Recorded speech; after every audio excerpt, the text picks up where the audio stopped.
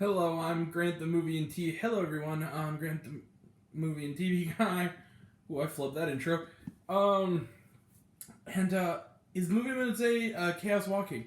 Is that the title of the movie or the title of my autobiography? I'll be here all week.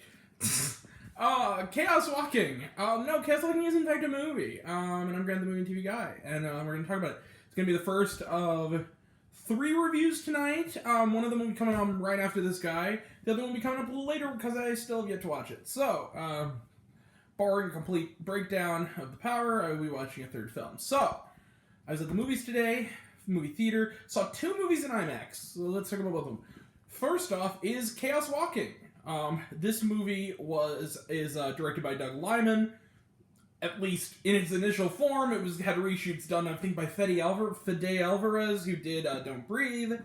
But Doug Liman, of course, anyone who knows me knows I love Doug Liman. I still have not seen Lockdown. I probably will eventually, and I'll review it when I do.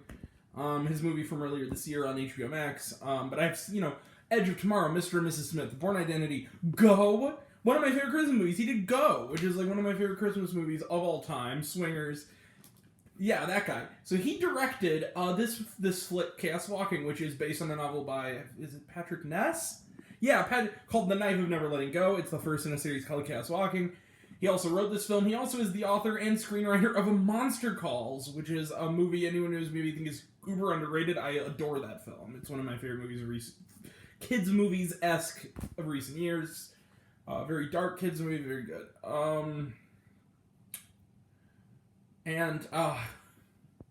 Weirdly enough, someone else was involved in it. This movie's had a very troubled production. Let's talk about what it's about, first off. It's in the future. I believe it's 2257, it said at the beginning. It's set on another planet that is simply called New World. On this other planet, an event seemingly caused by aliens, has killed off all women, and only men have remained on this planet. It's like a jungle-like planet. And also there is this anomaly in the air called the noise. And what the noise does is that it only works for men. It only affects the men. Is it like viral? It's like an airborne thing, but it's basically the noise is, it's like a purple cloud, and it manifests the inner thoughts of all the men. Both people can hear it, and they can also see it sometimes. And they can, it comes with certain abilities that you can conjure up. The film focuses on Todd Hewitt. He's played by Tom Holland, the great Tom Holland, who, along with being in Spider-Man, was also terrific in last year's really uber underrated film on a best of list, The Devil All the Time. He's in the lead. He's been living with his 2 dads, because of course he has 2 dads. There are no women, and also it's okay that he has 2 dads. One of whom is played by Damian Bashir. Great cast here. Mads Mikkelsen and his son, Nick Jonas, are kind of villainous characters on the side. Nick Jonas is at first. He's the mayor, the kind of corrupt mayor, and the son of the corrupt mayor. So, something weird happens. A pod crashes, a ship crashes on their planet, containing a young woman named Viola, played by Daisy Ridley. And this shocks Todd, understandably, because the only woman he knows about died when he was born, and it was shortly after he was born, and it was his mother. So,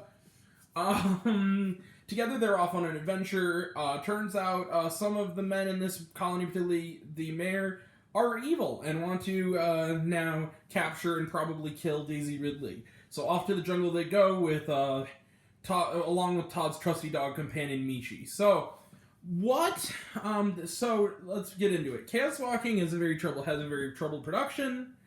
It's based on an acclaimed book. It was originally shot in the time where these things were everywhere. You got your diversions and Maze Runners. And one time it was written by Charlie Kaufman. Yeah, that one. That Charlie Kaufman. I'm thinking of Ending Things, Being John Malkovich, that guy. Imagine that movie. I almost want to see that movie. Just like, she can hear everything I say. Nothing is kept inside. Daisy Ridley's character can hear what I say. What is life? Why was I born? I'm thinking of ending things. We're all gonna die, Synecdoche! No, but he didn't write the final draft. So, this movie's got in trouble production. It was shot, I believe, initially in 2017, because I looked this movie up. 2017, Reshoot started as way back as 2018 and continued as close to as last summer. It's been kind of in and out. Reshoots were overseen by Fede Alvarez, like I said. It's gone through rewrite after rewrite. And the reshoots were also because an executive at the film's production company Lionsgate said that in its original test screen form it was, quote, unreleasable. This movie had a lot stacked against it. And it's gotten kind of a critical drubbing. And, okay, you guys are going to jump on me. You guys are going to hate me for saying this. I think this movie is, flaws aside, pretty good movie. Now, here's the thing. Is it messy? Absolutely. It is absolutely a mess. There's things that do feel stitched together. There's things that... But to say this movie is unwatchable or unreleasable, I've seen this year movies that are worse in every sequence than in a single sequence than the entirety of Chaos Walking was unbearable to me. I liked a lot of it. And I think it helps that they have the cast they do. We also got like Cynthia Erivo in there. The cast is really good. Doug Liman, whatever of it left he did direct, he did a good job. The action is solid. The actual mythology is kind of cool and interesting. I could see this being a popular series of books. And of course, Tom Holland and Daisy Ridley have kind of a cute chemistry. And the other thing is it doesn't take itself that seriously. The movie kind of is aware that it's kind of silly. It's never downbeat and draggy. It has some humor and life and cuteness to it. Now, I did think the whole time, not only the Charlie Kaufman thing, the Seth Rogen version of this movie would be great. But, not much more to say, you guys. I liked Chaos Walking. As much as I believe I went it, I kind of didn't hate it, and I at least really liked it. I was really shocked. Artemis Fowl is a lot more watchable than Earwig and the Witch! Earwig and the Witch is way more unwatchable than this. Two Hearts, Valley of Bones, Walking with Dinosaurs. There are a lot worse movies. Collateral Beauty. Like, there are a lot worse... Chips. There are a lot worse movies out there than Chaos Walking. To even say this is unreleasable, unwatchable. I liked it. It was cool. It was a big movie. I thought it had some humor, some life, and even some kind of nice filmmaking. And for what, even as stitched together it was, and I wouldn't mind a trilogy of these movies. I know it's never going to happen, but I wouldn't mind at least one or two more of these guys. I actually kind of liked Chaos Walking. It kind of gave me similar feelings, not as good, but similar feelings to I did at the first Maze Runner, which I actually liked a lot more than I thought I would. I'm not, flaws aside, and there are, certain things are left out. It's kind of inconsistent. I'll give it 3.5 stars. Matinee. 3.5 stars out of 5 for Chaos Walking. I was shocked that everyone hated this movie so much.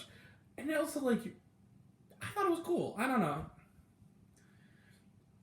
And usually, this falls to me in the blockbusters that are going to be, I think, down the line, seen as things like Lone Ranger, or Green Hornet, or Dark Shadows, where they're going to be seen as this really wasn't that bad. I think maybe people were reviewing the budget of this movie a little more than they did the movie. Come on, guys. Give it a fair chance. Check it out in a matinee. To be fair, the movie just blew it out of the water. We'll get there. But, I liked Chaos Walking. I didn't dislike this movie. I like this movie. So let's close the book on it.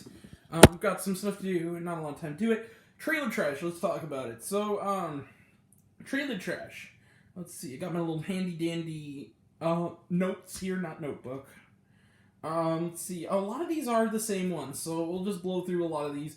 Cruella. Talk about it in my Boogie review. Looks awesome. I'm really excited about it. I think Emma Stone will kill it. I like the darker tone. It looks like fun. Nobody. I've said this. Just about every movie with trailer trash has had this one. I'm really excited. I've already shared with us. The Courier. Again, every movie I've seen has had this trailer. I think it looks good. Now, these are where the new ones come in. Voyagers. This one I had not heard of. This one looks kind of interesting. It's directed by Neil Burger, I believe, because it said from the director of Limitless. And it's, Colin Farrell, Ty Sheridan, and Lily Rose Depp. And it's like this movie, it kind of looks like a weird 4-way cross between The Giver, Passengers, and The Neon Demon with maybe like a dash of Requiem for a Dream. It looks really weird. It's it's in the future, and Colin Farrell's like this scientist, and he basically, I guess he created like a group of children out of like scientifically from like a petri dish, and then they are raised on this ship, with him as their sole parental figure, and then they drink this blue liquid but they don't feel anything, they don't feel touch, they don't feel passion, whatever, and then they drink this blue liquid, and all of a sudden their inner animalistic instincts come out, both, violence, sex, all that stuff, and they end up, kind of going crazy. This movie looked really cool. It has kind of a neon-drenched weird thing, and it has a compelling premise. I'll probably check it out and review it. Long Weekend, I mentioned this in my review for Boogie also. I hadn't heard of it until Boogie. It's coming out next week. Hopefully it comes to Edwardsville. I say I'm in St. Louis. Edwardsville, Illinois, right out of St. Louis. That's where I see my movies. And sometimes I'll go to St. Louis to see one, but that's where I live.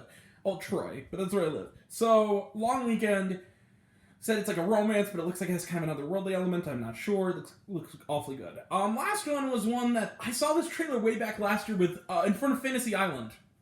So this definitely got delayed by COVID. Spiral,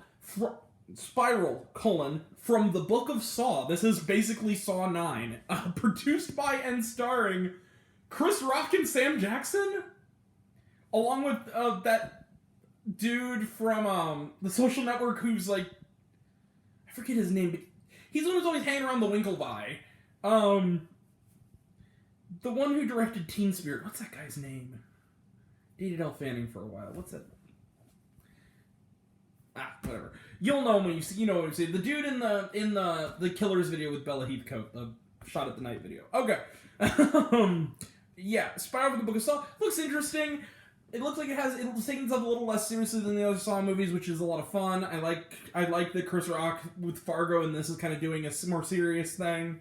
I dig it. I think he can do more than just being funny. Of course, he's always funny, but he's Chris Rock. But, alright. Was there shawarma? No. So, there was not. Yeah, no, there was no shawarma. So, I will be back very soon with my next review. Anyone who's watching my videos lately knows, that. See you later tonight for my review, and we'll close down this bonanza for my super secret review, and then tomorrow we'll close out this book with a 3-part video. I'm planning it in 3 parts at least on WandaVision. So that's gonna be coming up. See you all soon, very soon. That'll be next time, and until next time, I'm Grant, the movie and TV guy. I see it all. I'm happy to share it with you. Cancel walking was not that bad. All right. Love you all. Appreciate you all. Be kind to one another. Take care.